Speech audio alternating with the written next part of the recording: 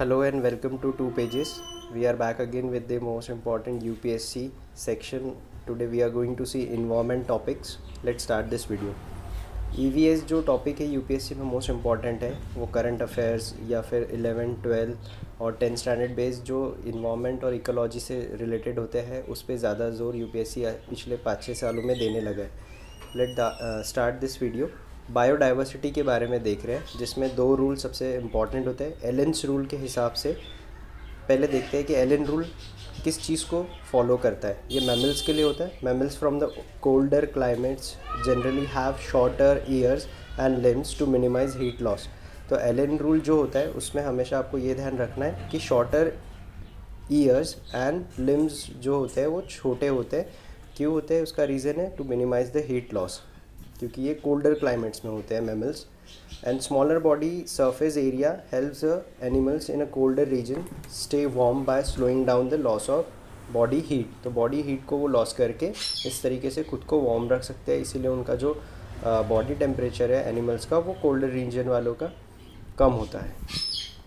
आगे जाते हैं. सेकेंड रूल है बर्गमैन्स रूल, जिसका स्टेटमेंट में organisms at higher latitudes should be larger and thicker than those closer to the equator. जो इक्वेटर के पास ज़्यादा करके रहते हैं एनिमल, उनसे अगर कंपेयर करेंगे हम तो it can be seen that larger and thicker than those of closer to the equator to better conserve heat को कंजर्व करने के लिए उनमें ज़्यादा बड़े ईयर्स एंड लिम्स होते हैं. तो ये बर्गमैन रूल हमें बताता है. नेक्स्ट टॉपिक है फोटोसिंथेटिकली एक्टिव रेडिएशन, जिसको हम PAR भी कहते हैं. उसमें फर्स्ट पॉइंट है रेडिएशन फ्रॉम रेंज दिया हुआ है रेडिएशन का 400 to 700 नैनोमीटर्स. सेकेंड पॉइंट में आता है of the incident solar radiation less than 50%. ये ध्यान रखना है, यूपीएससी इसमें आपको चेंज करके भी पूछ सकता है, लेस देन 40, 30 या ज़्यादा करके भी दे सकता है. तो हमेशा याद रखना लेस देन 50% जो होता है of its photosynthetically active radiation PAR में यूज़ की जाती है. फिर प्लांट्स कैप्चर करते हैं 2 to 10% of PAR. Means photosynthetically active radiation जो है वो प्लांट कैप्चर कितना करते हैं 2 to 10%. And this small amount of energy sustain the entire living world. तो इसी एनर्जी की वजह से ही पूरा लिविंग वर्ल्ड चल रहा है, ये बताता है हमें पार. नेक्स्ट आते हैं एक्वेटिक इकोसिस्टम में आता है. तो 3 जोन में डिवाइड किया गया है इनको. पहला है लाइटरल जोन, सेकेंड है लेमिनेटिक जोन और थर्ड है प्रोफंडल जोन. लाइटरल जोन की अगर बात करें तो टॉप मोस्ट जोन होता है near the shore of the lake pond is the lateral zone. Now limnetic zone की बात करें तो it is a well light and dominated by plankton. ये प्लैंकटन से डोमिनेटेड होता है. 2 तरह के प्लैंकटन होते हैं, phytoplankton and zooplankton. आगे जाते हैं प्रोफंडल जोन में जाते हैं.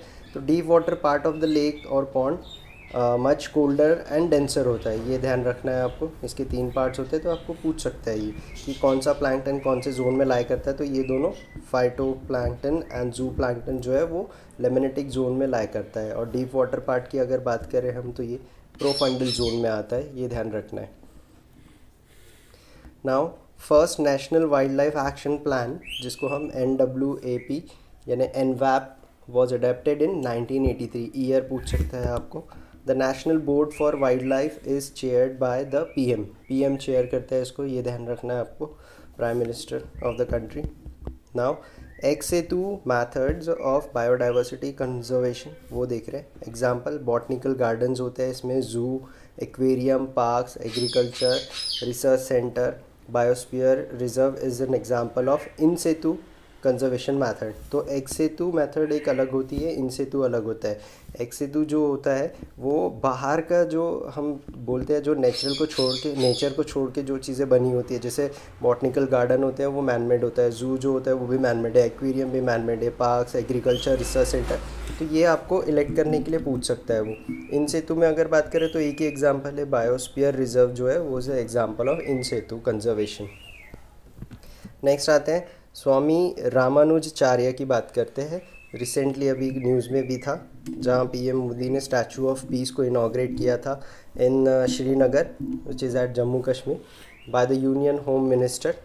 नाउ सेकेंड पॉइंट है ही विजिटेड कश्मीर, यानी स्वामी रामानुज जो थे वो कश्मीर गए थे in the 11th century to get manuscript called उसको बोलते हैं बौद्धयाना वृत्ति। ये एक मैन्युस्क्रिप्ट का वहाँ पे इन्होंने ये किया था। रामानुजाचार्य की बात करें तो is revered as a Vedic philosopher and social reformer, as हम उनको जानते हैं। Became the flag barrier of the Vaishnava sect, Vaishnava sect के फ्लैग बैरियर थे, ये ध्यान रखना है आपको। प्रोफाउंडेड डॉक्ट्रिन ऑफ वैष्णवता देवता, इसका इन्होंने प्रोफाउंड किया है डॉक्ट्रिन। एन इम्पॉर्टेंट राइटिंग जो है इनकी, इन्होंने जो अपने लाइफ में लिखा है वो है श्री भाष्या एंड गीता भाष्या, ये ध्यान रखना है आपको। दो इसमें इन्होंने अपने बुक्स लिखा है। नेक्स्ट पर आते हैं नेचुरल पॉल्यूटेंट्स। कुछ पॉल्यूटेंट्स की बात कर रहे हैं जिनके एग्जांपल्स आपको यूपीएससी में पूछ सकता है कि which one of the following is not the main pollutant of natural, primary, secondary, तो उसके बेसिस पे ये डिज़ाइन किया है। नेचुरल पॉल्यूटेंट्स जो होते हैं जैसे soil erosion, volcanic eruptions, decomposition of organic matter and natural radio activity, ये सब हमारे नेचुरल पॉल्यूटेंट्स कहलाते हैं। प्राइमरी पॉल्यूटेंट्स की बात करें तो coal, sulphur dioxide, carbon dioxide, carbon monoxide, oil, natural gases, these are the primary pollutants. Secondary pollutants की बात करें तो sulphur trioxide, ozone, H2SO4। Quantitative pollutants की बात करें तो क्वांटिटेटिव मीन्स जो लार्ज क्वांटिटी में प्रेजेंट होते हैं, जैसे कि कार्बन डाइऑक्साइड, नाइट्रोजन ऑक्साइड, ये क्वांटिटेटिव पॉल्यूटेंट्स है। क्वालिटेटिव पॉल्यूटेंट्स की बात करें तो DDT which is a pesticide, fertilizers and herbicides, तो ये मेन इंपॉर्टेंट है क्वालिटेटिव, आपको ये ध्यान रखना है। नेक्स्ट टॉपिक पर आते हैं, बायोमास प्रोडक्शन की बात कर रहे हैं। The gross primary productivity of an ecosystem is the rate of production of organic matter during photosynthesis. Photosynthesis process जो होती है वो प्लांट फॉलो करते हैं। इस पीरियड में जब इकोसिस्टम का रेट जो है वो ऑर्गेनिक मैटर बनाता है, उसको हम बोलते हैं GPP, which is gross primary productivity. Now second point में, a considerable amount of GPP is utilised by plants in respiration, तो बहुत very little amount we can say that कि वो प्लांट्स GPP यूज़ करते हैं ड्यूरिंग फोटोसिंथेसिस, जिसका formula है GPP minus respiration losses जितना भी होता है, that is R is equals to net primary productivity of NPP। NPP means net primary productivity. Last point है बायोमास प्रोडक्शन का। Contribution of ocean to the NPP of a biosphere is about 70% part वो contain करता है। Next last topic, second last topic पर आते हैं, Montreal protocol. ये protocols कुछ होते हैं जो यूपीएससी का फेवरेट सब्जेक्ट होता है, वो कभी मैच द पेयर में या identify which of the following pair is correct, ये इस पे क्वेश्चन बन सकता है। तो मॉन्ट्रियल प्रोटोकॉल जो होता है कंट्रोल करता है the emission of ozone depleting substances, तो आपको ये ध्यान रखना है इमिशन ऑफ ओजोन डिप्लीशन जो एक ये है प्रोग्राम है, इनिशिएट है, वो कौन से प्रोटोकॉल के अंदर आता है, मॉन्ट्रियल प्रोटोकॉल। और मॉन्ट्रियल प्रोटोकॉल जो है ये 4 यूनियंस और 4 एसोसिएशंस को लेके बना है, जैसे UNEP, UNDP, UNIDO and world bank, ये 4 लोगों ने कंबाइन करके मॉन्ट्रियल प्रोटोकॉल बनाया है। लास्ट पर आते हैं, the tree shoe is a fossil of mammal. ये अभी अभी एक नया डिस्कवर हुआ है जिसको ट्री शू बोलते हैं, विच इज़ अ स्क्वेरल, विच ये फॉसिल जो था वो जम्मू कश्मीर में फाउंड हुआ। जो स्क्वेरल होती है वो मैमल होती है, तो आपको ये पूछ सकता है। पाइवोट की बात करते हैं, PIVOT, ये एक AI artificial intelligence based tool होता है to detect the cancer causing genes, तो ये भी आपको रिसेंट इवेंट में एज अ क्वेश्चन पूछ सकता है कि pivot refer as a which is a artificial intelligence based tool to detect the cancer causing genes. I hope guys आपको ये इन्वायरमेंट का टॉपिक पसंद आया होगा।